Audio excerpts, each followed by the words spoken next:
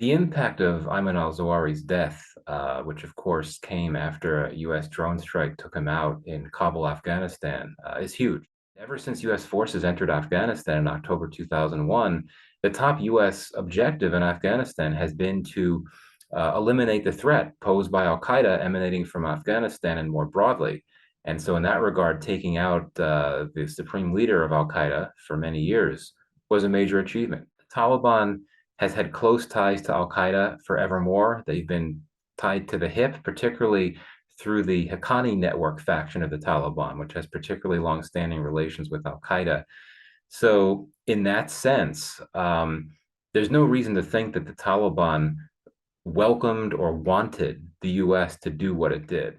Now, one cannot rule out that there could have been some renegade members of the Taliban that decided to provide support, intelligence, information to the CIA, to US officials about Zawahiri's location.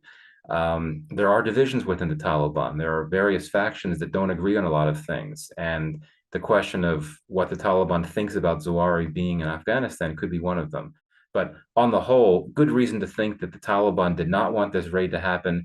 And certainly the fact that Zawahiri was in Kabul in a prominent place and for so long, that's not something that could happen without the top Taliban leadership knowing about it. I think that there are clearly some implications for the U.S. relationship with the Taliban in that the U.S. for quite some time has been demanding that the Taliban do a number of things, from showing more support for women's rights to not interfering in international aid delivery. And I think that those were difficult asks to start with of the Taliban. And if we assume that there's going to be more tensions in the relationship between the US and the Taliban after this operation, then I think it could be even harder for the US to get the Taliban to do what it wants to do.